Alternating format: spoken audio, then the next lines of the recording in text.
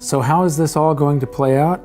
I don't know exactly, but what I do know is that the longer this goes on, the bigger it's going to be.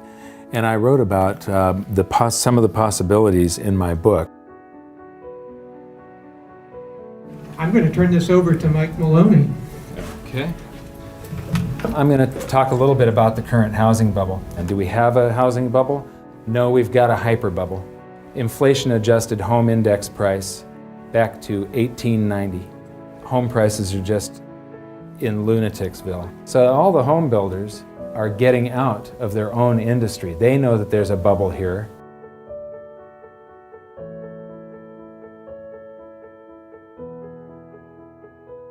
So how is this all going to play out?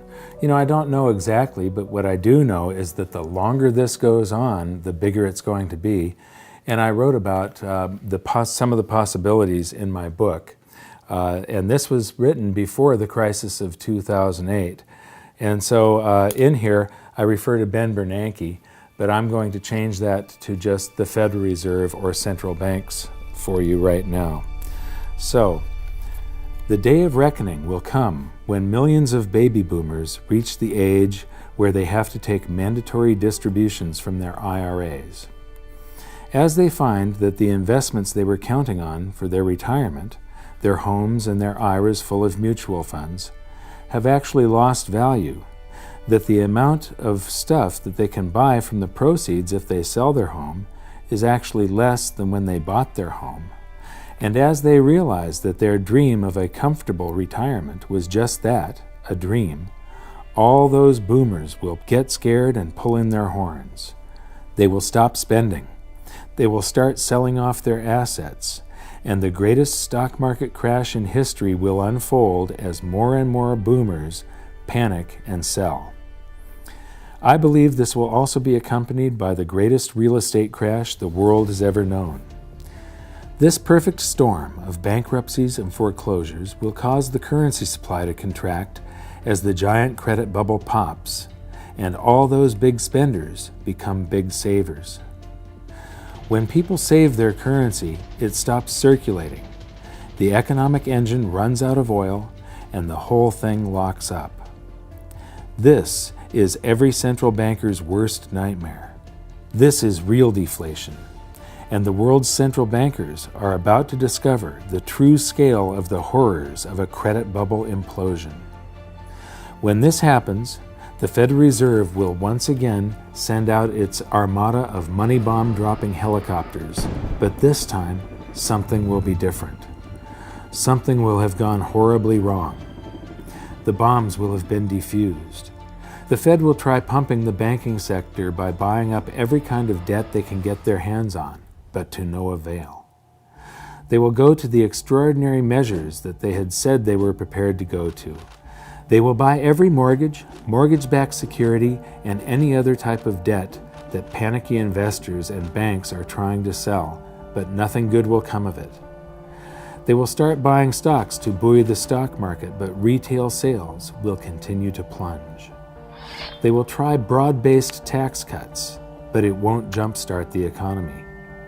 They will work with foreign central banks to buy each other's debt, but the global economy will continue to plummet. People will finally see through the veil.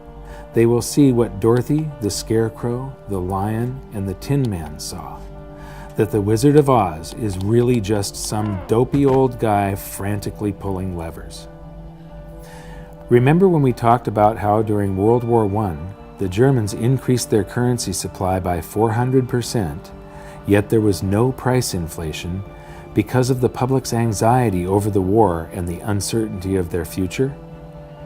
Imagine the anxiety 75 million baby boomers will feel as they approach retirement, only to find their homes and their mutual funds are now worth next to nothing. The nest egg, ladies and gentlemen, has just cracked. When they get their tax rebates, are they going to buy that new big screen TV and the latest cell phone? I think not. I think they're going to save every dime they can get their hands on, just like in Germany during the war. But there will be a point at which a threshold is reached. For each income class it will be different. It will be the point where they feel that they've finally got enough saved for retirement. For some, it will be $100,000. For others, it will be $1 million. And for others still, it will be $10 million. The Fed knows there is a point where they'll finally feel safe enough to replace that aging computer and maybe get that new TV. At this point, the boys at the Fed will buy enough government debt to fund tax rebates for all the taxes in the previous year, but still, nobody will buy that new car. The threshold the Fed is looking for will not be reached. Then, in not-so-quiet desperation, the Fed will say, "Screw the helicopters, send in the bombers." And as the shadow of millions of stealth currency bombers darken the skies, currency will begin to fall like rain in the desert. As Joe Sixpack and John Q get tax rebate checks in the mail for all the taxes they paid during their entire lifetimes, fear will be temporarily alleviated and some of that currency will come out of hiding, just as in Weimar Germany. Prices will rise quickly and dramatically as all that stored-up currency energy is released. In a panic, the Fed will call back the bombers, but it will be too late. There's nothing they will be able to do to stop it now because the hyperinflation will have already begun. The Dow will begin an invisible crash of epic proportions and gold prices will shoot to the moon. If you are wise enough to moor your boat in the safe harbors of gold and silver and other commodities, you will weather the storm. It won't be pretty, but at least you'll be safe. At this point, confidence in the currency will fall faster than it can be created. Cost of living increases for government employees, and the costs of all government projects, the subcontractors, the labor, the materials, will all skyrocket.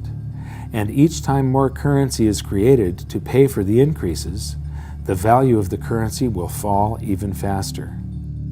In times like that, governments have only two choices: shut down the government and all of its projects and services, send everybody home without pay, turn off the printing presses, and wait for the free market system to discover price levels that account for the quantity of the currency in the supply, or print the currency into oblivion.